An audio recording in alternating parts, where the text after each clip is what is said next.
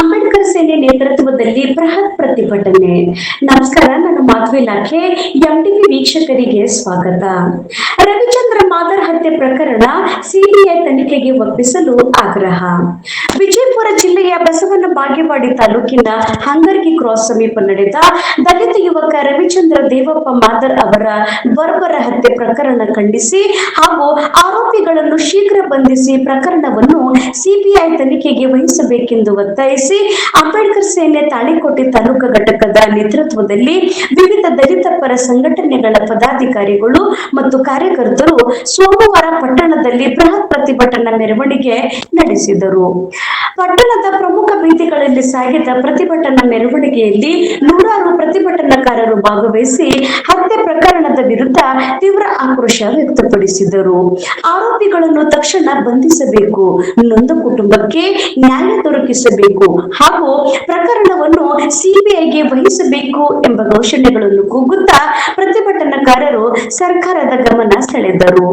ಮೆರವಣಿಗೆಯು ತಹಶೀಲ್ದಾರ್ ಕಚೇರಿ ಆವರಣ ತಲುಪಿದ ಬಳಿಕ ನಡೆದ ಸಭೆಯಲ್ಲಿ ಸಮಾಜದ ಮುಖಂಡರಾದ ಎಬಿ ದೊಡಮನಿ, ಬಸವರಾಜ್ ಸಿದ್ದಾಪುರ ಹಾಗೂ ಅಂಬೇಡ್ಕರ್ ಸೇನೆ ಜಿಲ್ಲಾ ಉಪಾಧ್ಯಕ್ಷ ಬಸು ಮಾದರ್ ಮಾತನಾಡಿ, ದಲಿತ ಸಮುದಾಯದ ಮೇಲೆ ನಿರಂತರವಾಗಿ ನಡೆಯುತ್ತಿರುವ ದೌರ್ಜನ್ಯಗಳನ್ನು ಖಂಡಿಸಿದರು.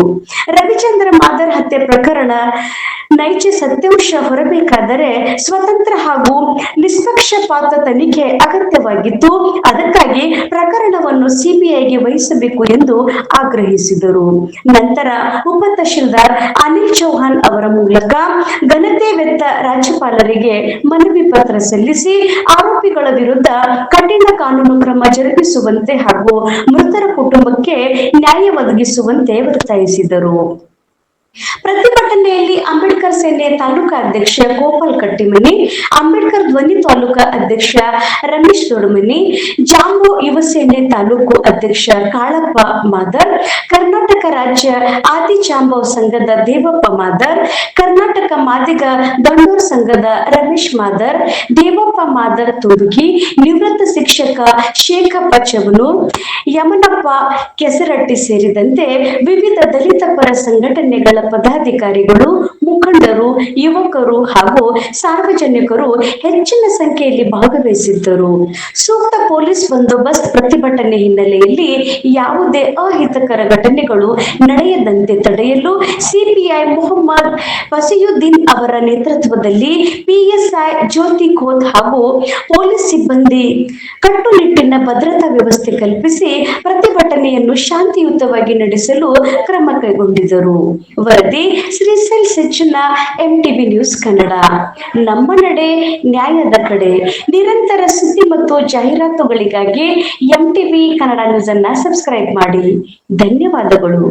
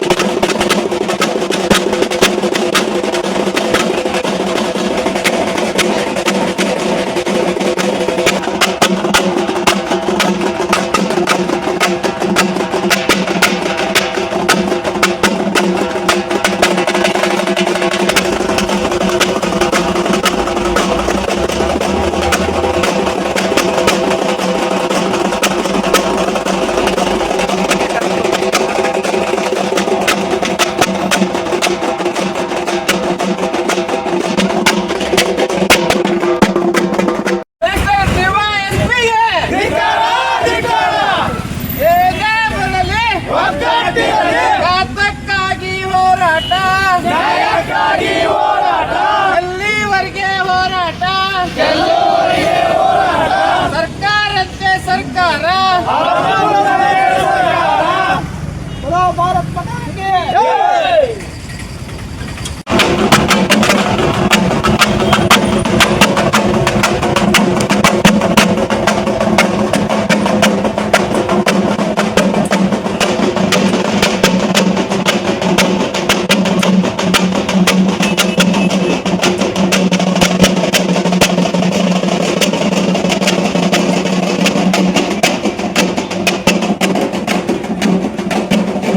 ಮನೆಯರ ಕುಟುಂಬದಲ್ಲ ಅವರಿಗೆ ಎಲ್ಲ ರೀತಿಯಿಂದ ಪರಿಹಾರ ಮುಟ್ಟಬೇಕು.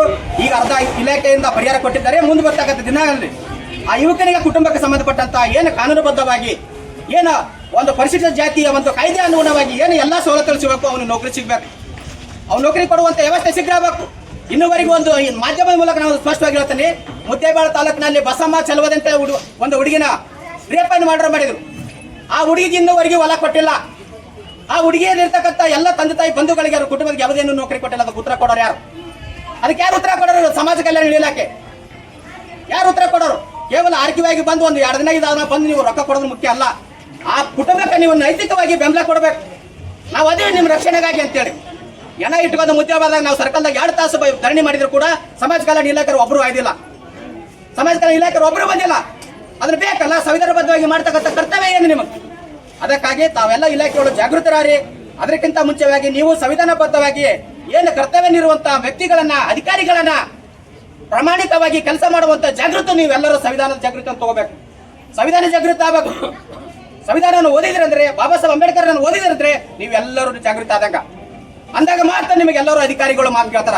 ಅದಕ್ಕಾಗಿ ದಯವಿಟ್ಟು ಬಂಧುಗಳೇ, ಈ ಮಾಧ್ಯಮದ ಮೂಲಕ ನಾವು ಏನ್ ಹೇಳ್ತಂದ್ರೆ ಶೀಘ್ರವಾಗಿ ಏನ ಆ ಹುಡುಗನನ್ನ ಕೊಲೆ ಮಾಡಿದಂತ ಎಲ್ಲ ಆರೋಪಿಗಳನ್ನು ಶೀಘ್ರವಾಗಿ ಬಂಧಿಸಬೇಕು. ಉದ್ದೇಶಪೂರ್ವಕವಾಗಿ ಆ ವ್ಯಕ್ತಿ ರಾಜಕೀಯ ವ್ಯಕ್ತಿ ಅನ್ನೋದು ಒಂದೇ ಒಂದು ಕಾರಣಕ್ಕಾಗಿ ಆ ವ್ಯಕ್ತಿಯನ್ನು ಇವತ್ತು ಹೊರಗೆ ಬಿಟ್ಟಿದ್ದಾರೆ. ಹಾಗಾದ್ರೆ ರಾಜಾರೋಷವಾಗಿ ಯಾರು ರಾಜಕೀಯ ವ್ಯಕ್ತಿ ಬಂಡವಾಳಶಾಹಿಗಳು ಓಟದೀಸಿದ್ರೆ ಯಾರು ಬೇಕಾದ್ರೂ ಮರ್ಡರ್ ಮಾಡಿ ಅಂದ್ರೆ ರಾಜಾರೋಷವಾಗಿ ತಿರ್ಗಾಡ್ಬೋದಾ?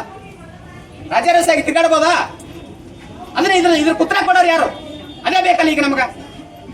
ಯಾವುದೇ ವ್ಯಕ್ತಿ ಕಾನೂನು ಮುಂದೆ ಎಲ್ಲರೂ ಸರ್ವರು ಸಮಾನರು. ಅವ ದೊಡ್ಡವನಿರಲಿ ಸಣ್ಣವನಿರಲಿ, ಮೇಲ್ಜಾತಿ ಇರಲಿ ಕೆಳಜಾತಿ ಇರಲಿ, ಕಾನೂನು ಮುಂದೆ ಎಲ್ಲರೂ ಒಂದೇ.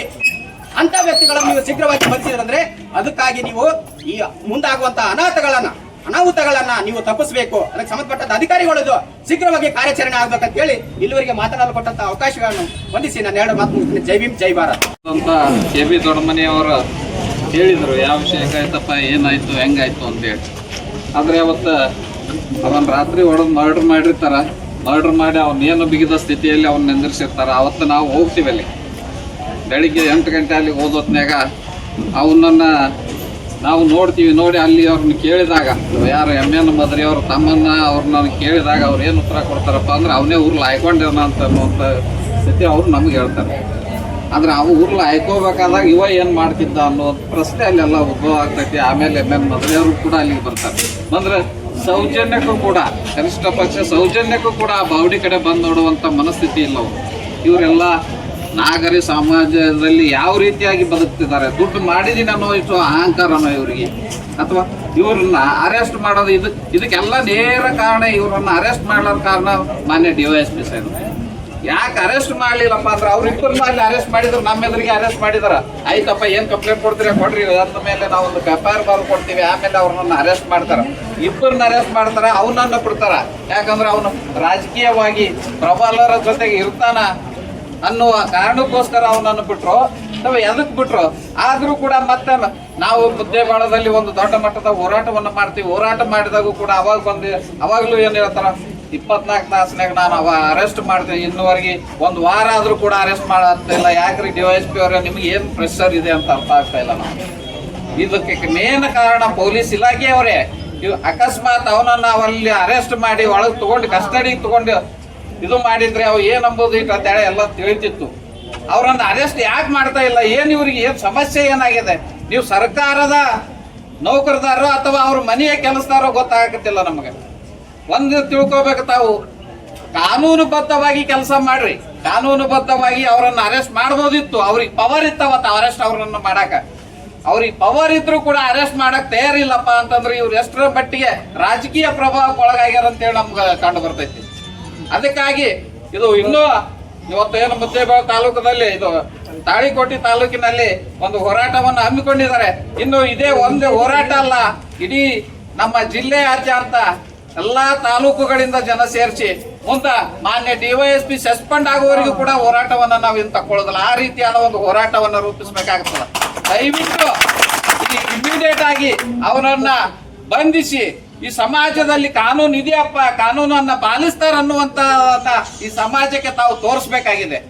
ಇನ್ನುವರೆಗೂ ಕೂಡ ಅರೆಸ್ಟ್ ಮಾಡಿಲ್ಲಪ್ಪ ಅಂತಂದ್ರೆ ಇವ್ರು ಯಾವ ರೀತಿಯಾಗಿ ಇವರು ತಮ್ಮ ಕೆಲಸವನ್ನ ಮಾಡ್ತಿದ್ದಾರೆ ಅನ್ನೋದು ನಮಗೆ ಕಂಡು ಬರ್ತೈತಿ. ಅದಕ್ಕೋಸ್ಕರ ಮಾನ್ಯ DYSP ಸಾಹೇಬರು ಕೂಡಲೇ ಅವರನ್ನ ಅರೆಸ್ಟ್ ಮಾಡ್ರಿ. ಇನ್ನೂವರೆಗೆ ಒಂದು ವಾರ ಕಳೆದ್ರು ಕೂಡ ಅರೆಸ್ಟ್ ಮಾಡಾಕತ್ತಿಲ್ಲಪ್ಪ ಅಂತಂದ್ರೆ ಇದು ಎಂತ ಮನಸ್ಥಿತಿ ಇರ್ಬೋದು, ಅಥವಾ ಇವ್ರಿಗೆ ಯಾವ ರೀತಿಯಾದ ಒಂದು ಪ್ರೆಷರ್ ಬಂದಿರ್ಬೋದು ಅನ್ನೋದು ನಾವು ಇಂಥ ಪ್ರೆಷರ್ಗಳಿಗೆ ತಾವು ಕೂಡ ಮನ್ನಣೆಯನ್ನ ಕೊಟ್ಟಾಗ ನಮ್ಮ ದಲಿತ ಸಮಾಜ, ದಲಿತ ಯುವಕರ ಮರ್ಡ್ರು ಮತ್ತು ದಲಿತದಲ್ಲಿ ಆಗುವಂತ ಅತ್ಯಾಚಾರ ಅನಾಚಾರಗಳಿಗೆ ಒದೆ ದಲಿತರ ಮಾನ ಪ್ರಾಣ ಹಕ್ಕುಗಳನ್ನ ಕಾಪಾಡುವಂತ ಇಲಾಖೆನೇ ಕುಂತು ಇನ್ನೂವರೆಗೆ ಅರೆಸ್ಟ್ ಮಾಡ್ತಾ ಇಲ್ಲಪ್ಪ ಅಂತಂದ್ರ ಈ ಇಲಾಖೆ ವಿರುದ್ಧನೇ ನಾವು ಇನ್ನೂ ದೊಡ್ಡ ಮಟ್ಟದ ಹೋರಾಟವನ್ನ ನಾವು ರೂಪಿಸ್ತೀವಿ. ಇನ್ನೂ ಮುದ್ದೇಬಾಳಿಂದ DYSP ಆಫೀಸ್ ವರೆಗೆ ಹೋರಾಟ ನಾವು ಪ್ರಾರಂಭ ಮಾಡ್ತೀವಿ. ಇದು ಇನ್ನೂ ಒಂದೇ ಹಂತದ ಹೋರಾಟ, ಇನ್ನೂ ಹಂತವಾದ ಹೋರಾಟವನ್ನ ನಾವು ಹೈಕೋತೀವಿ. ಆದಷ್ಟು ಬೇಗ ಹೋರಾಟ ಮಾಡ್ರಿ, ಆದಷ್ಟು ಬೇಗ ಅವರನ್ನ ಅರೆಸ್ಟ್ ಮಾಡ್ರಿ ಅಂತ ಹೇಳ್ತಾ, ನಾವು ಹೋರಾಟ ಮಾಡದಿದ್ರು ಪರವಾಗಿಲ್ಲ, ಮಾರಾಟ ಆಗಬಾರ್ದು ಅಂತೇಳಿ ಹೇಳ್ತಾ, ನಮ್ಮ ಬಾಬಾ ಸಾಹೇಬ್ ಅಂಬೇಡ್ಕರ್ ಅವರು ಅದನ್ನೇ ಹೇಳಿದ್ರು, ನೀವು ಹೋರಾಟ ಮಾಡದಿದ್ರು ಪರವಾಗಿಲ್ಲ, ಮಾರಾಟ ಆಗಬಾರ್ದು ಅಂತ. ಅಷ್ಟು ನೋವಿನಿಂದ ಹೇಳಿರ್ಬೋದು ಅವರು. ಆದ್ರೆ ನೀವು ಕೆಲಸ ಮಾಡ್ರಿ, ನಿಯತ್ತಾಗಿ ಕೆಲಸ ಮಾಡ್ರಿ. ಇವತ್ತು ಈ ಬಿಸಿಲಲ್ಲಿ ನಿಂತು, ಉರಿ ಬಿಸಿಲಲ್ಲಿ ನಿಂತು ಹೋರಾಟ ಮಾಡತಕ್ಕಂತ ಕಾರಣ ಮುದ್ದೇಬಿಹಾಳ ತಾಲೂಕಿನ ನಾಗರಬೆಟ್ಟ ಗ್ರಾಮದ ಒಬ್ಬ ದಲಿತ ಯುವಕ, ಅಂದ್ರೆ MN ಮದಿರಿ ಅಂತಕ್ಕಂಥ ಪ್ರಥಮ ದರ್ಜೆ ಗುತ್ತಿಗೆದಾರ ಮುದ್ದೇಬಿಹಾಳ. ಇವನ ಹತ್ರ ಡ್ರೈವರ್ ಆಗಿ ಕೆಲಸ ನಿರ್ವಹಿಸುತ್ತಾನೆ. ಈ ಹಿಂದೆ 4 ದಿನದಿಂದ ಅವನನ್ನ ಕೊಲೆಗೈದು ಯಾವುದೋ ಒಂದು ಗಿಡಕ್ಕೆ ಕಟ್ಟಿ ತಾನೇ ಆತ್ಮಹತ್ಯೆ ಮಾಡಿಕೊಂಡಿದ್ದಾನಂತಕ್ಕಂಥ ವಿಚಾರವನ್ನು ಇಟ್ಟುಕೊಂಡು ಜನರಿಗೆ ತೋರ್ಸಕ್ ಹೋದ. ಆ ನಾಟಕ ಬಯಲಾತು, ಆ ನಾಟಕ ಮುಚ್ಚಲಿಲ್ಲ.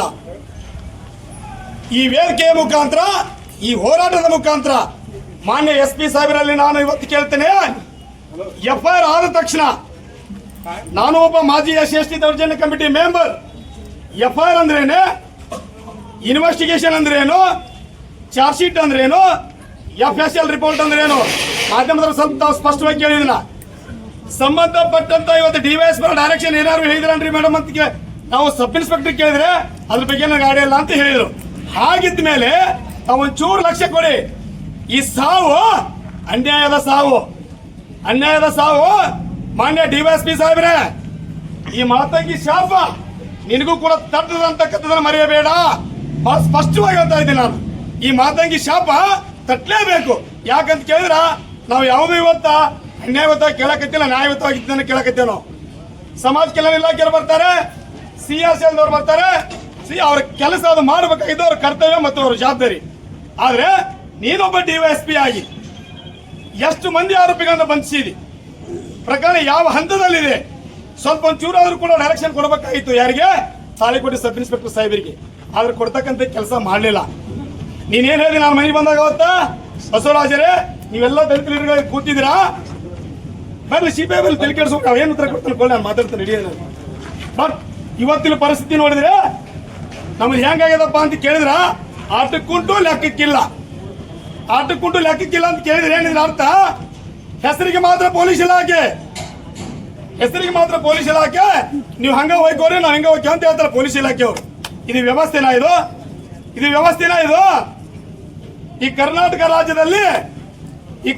ರಾಜ್ಯದಲ್ಲಿ ನ್ಯಾಯ ಅಂತಕ್ಕಂಥದ್ದು ಇವತ್ತು ಯಾರು ಪಾಲಾಗಿದೆ ಅಂತ ಕೇಳಿದ್ರ, ಇವತ್ತು ಶ್ರೀಮಂತರ ಪಾಲಾಗಿದೆ, ಆದ್ರೆ ಬಡವರ ಪಾಲಾಗಿಲ್ಲ.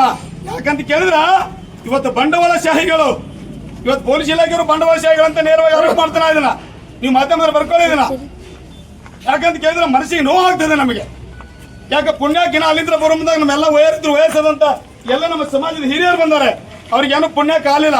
ಯಾಕಂದ್ರೆ ಸಮಾಜದ ನೋವು ಇಟ್ಕೊಂಡು ಹೋರಾಟಕ್ಕೆ ಬಂದ್ರು. ಅವರು ಬರುವಂತ ಸಂದರ್ಭದಲ್ಲಿ ಅವ್ರಿಗೆ ಆಕಸ್ಮಿಕವಾಗಿ ಏನೇನೋ ಒಂದು ಘಟನೆ ಆಗಿತ್ತಂದ್ರೂ ಕೂಡ ನೇರ ಹೊಣೆಗಾರ ಪೊಲೀಸ್ ಇಲಾಖೆಯವರು ನೀವು ಆಗ್ತಿದ್ರಿ ಇವತ್ತು. ಯಾಕಂತ ಕೇಳಿದ್ರ ನೀವು ಆಕಸ್ಮಿಕವಾಗಿ ಆರೋಪಿಗಳನ್ನು ಬಂಧಿಸಿದ್ರೆ ನಮ್ಮ ಹೋರಾಟ ವ್ಯವಸ್ಥೆಗೆ ಬರ್ತಿರ್ಲಿಲ್ಲ, ಹೋರಾಟ ವ್ಯವಸ್ಥೆಗೆ ಬರ್ತಿರ್ಲಿಲ್ಲ.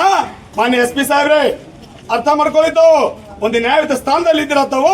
ಇವತ್ತು ಈ ದಲಿತರ ಪ್ರಾಣ ಮಾನ ಕಾಪಾಡ್ತಕ್ಕಂಥದ್ದು ಸರ್ಕಾರದ ಅಧಿಕಾರಿಗಳ ಜವಾಬ್ದಾರಿ ಒಂದು ಕಡೆ ಆದ್ರೆ, ಇನ್ನೊಂದು ಕಡೆ ನಾನು ಹೇಳ್ತೇನೆ, ಸ್ಥಳೀಯವಾಗಿ ಪೊಲೀಸ್ ಇಲಾಖೆ ಸ್ವಲ್ಪ ಡೈರೆಕ್ಷನ್ ಕೊಡಿತಾವ್.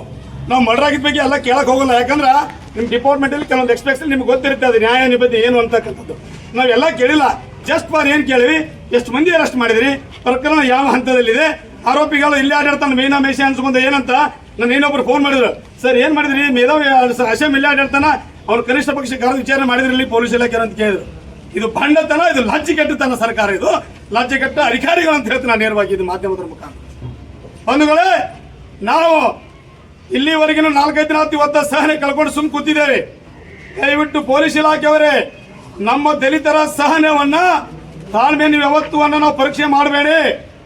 ಒಂದು ವೇಳೆ ನೀವು ಪರೀಕ್ಷೆ ಮಾಡಿದ್ದೆ ಆದಲ್ಲಿ ಇವತ್ತಿಗೆ ಈ ಸದ್ಯನೂ ಸಹ ನಾವೆಲ್ಲರೂ ಸೇರಿಕೊಂಡು ನಿಮ್ಮ ಪೊಲೀಸ್ ಠಾಣೆಯನ್ನ ಮುತ್ತಿ ಹಾಕುವಂತ ಶಕ್ತಿ ಡಾಕ್ಟರ್ ಬಾಬಾ ಸಾಹೇಬ್ ಅಂಬೇಡ್ಕರ್ ಅವರು ಕೊಟ್ಟಿದ್ದಾರೆ. ಅದು ನಾವು ಯಾರು ಮತ್ತಿಲ್ಲ. ಆದ್ರೆ ನಿಮ್ಗೊಂದು ನೆನಪಿರಲಿ, ಇವು ನಾವೇನು ಹೇಳಿಗಳಲ್ಲ, ನಾವೆಲ್ಲರೂ ಕೂಡ ಭೀಮನ ರಕ್ತ ಮೇಯಲ್ಲಿದೆ.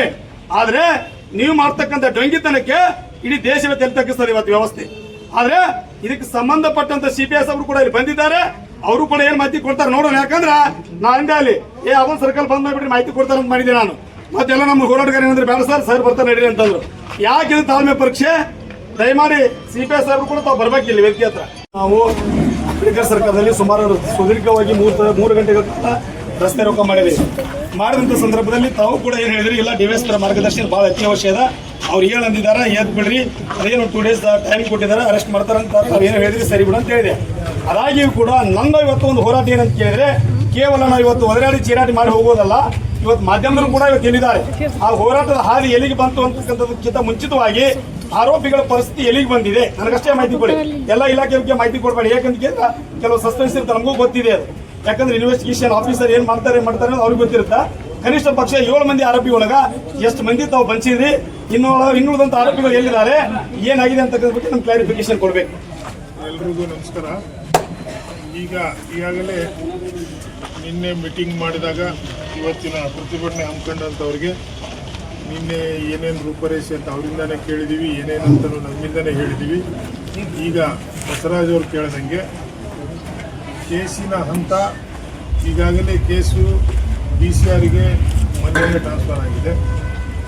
ಅವ್ರನ್ನೇನು ಇಬ್ಬರು ಸೆಕ್ಯೂರ್ ಮಾಡಿದ್ರು, ಅವರು ವಿಚಾರಣೆಯಲ್ಲಿ ಇಟ್ಕೊಂಡಿದ್ದಾರೆ. ಅವರು ಅಲ್ಲಿಗೆ DCRಗೆ ಟ್ರಾನ್ಸ್ಫರ್ ಆಗಿದೆ. ಯಾಕಂದರೆ ಈಗ ಇತ್ತೀಚೆಗೆ ಕಳೆದ ವರ್ಷದಿಂದ ಎಲ್ಲ ಪ್ರಕರಣಗಳು DCR ನಾಗರಿಕ ಹಕ್ಕುಜಾರಿ ನಿರ್ದೇಶನಾಲಯದಲ್ಲೇ ತನಿಖೆ ಆಗಬೇಕು ಅಂತ ಸರ್ಕಾರ ಆದೇಶ ಆಗಿದ್ದರಿಂದ ಎಲ್ಲ ಜಿಲ್ಲೆಯಲ್ಲಿಯೂ ಸಹ DSP ಮಟ್ಟದ ನಾಗರಿಕ ಹಕ್ಕುಜಾರಿ ನಿರ್ದೇಶನಾಲಯದ ಒಂದು ಘಟಕ ಮಾಡಿ ಅಲ್ಲಿನೇ ಈ ರೀತಿ ಯಾವ ಅಟ್ರಾಸಿಟಿ ಕೇಸ್ ಅದ್ರ ಜೊತೆ ಕ್ಲಬ್ ವಿತ್ ಅಟ್ರಾಸಿಟಿ ಇರ್ತವೆ, ಆ ಎಲ್ಲ ಪ್ರಕರಣಗಳ ತನಿಖೆಯನ್ನು ಅಲ್ಲಿ ಕನಿಷ್ಠ DSP ಮಟ್ಟದ ಅಧಿಕಾರಿ ಇರ್ತಾರೆ, ಅವರೇ ಮಾಡಬೇಕನ್ನೋ ದೃಷ್ಟಿಯಿಂದ ಕಾನೂನು ಇರೋದ್ರಿಂದ ಅದನ್ನು ಮೊನ್ನೆನೇ DCR ಜಿಲ್ಲಾ ನಾಗರಿಕ ಹಕ್ಕುಜಾರಿ ನಿರ್ದೇಶಕ ವರ್ಗಾವಣೆಯಾಗಿದೆ.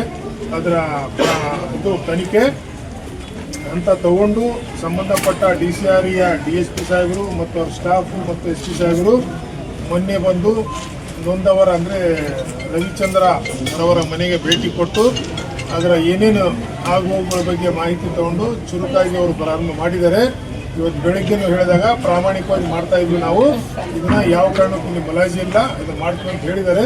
ಹಾಗಾಗಿ ಈ ಮಾಹಿತಿ ನಮಗೆ ಬಂದಿದ್ದನ್ನು ನೀವೇ ನಾನು ತಿಳಿಸ್ತಾ ಇದ್ದೀನಿ.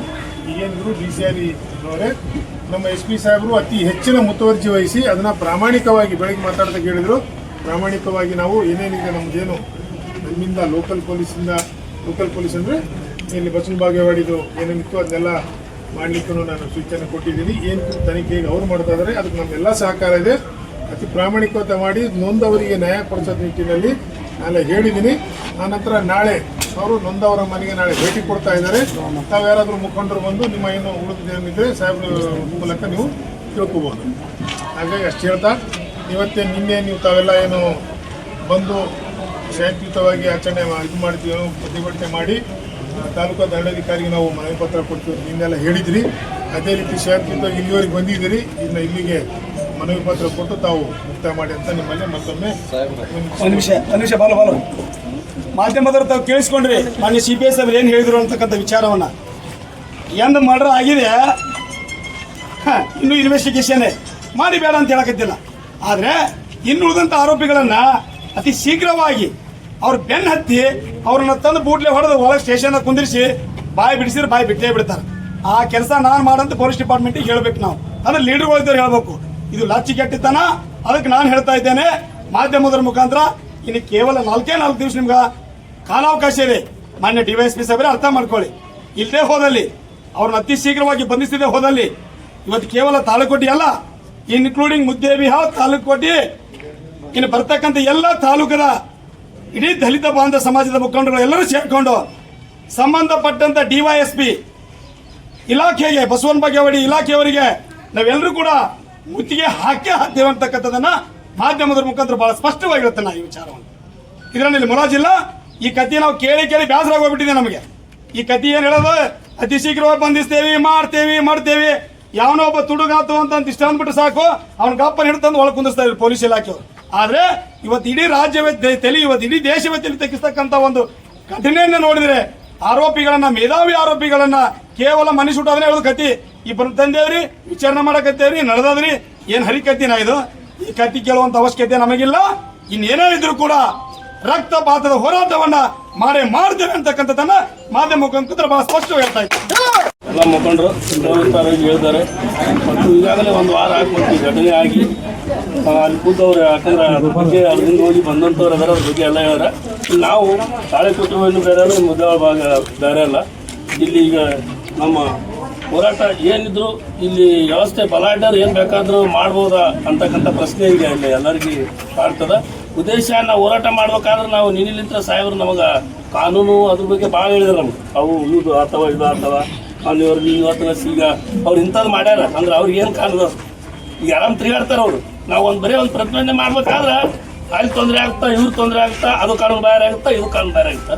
ಇಂಥ ಒಬ್ಬ ಅವ್ನು ಹೊಡೆದು ಹುರ್ಲು ಹಾಕಿಸಿ ಅವ್ನು ಹುರ್ಲು ಹಾಕೋದಂತ ಹೇಳಿ ಅದೇ ಮತ್ತೆ ಒಳ್ಳೆ ಇಲ್ಲೇ ತಿರುಗಾಡಾಕಿದ್ದಾರೆ ಅಂದ್ರು ಇವತ್ತಿಗೆ ಅವ್ರಿಗೆ ಅವ್ರ ಬ್ಯಾಗ್ ಯಾರು ಅವ್ರಿಗೆ ಹುಡ್ಕೊಂಡ್ ಬರ್ತೀವಿ ಅಂತ ಹೇಳಾಗ್ತಾ ಇರಲಿಲ್ಲ. ಅವ್ರಿಗೆ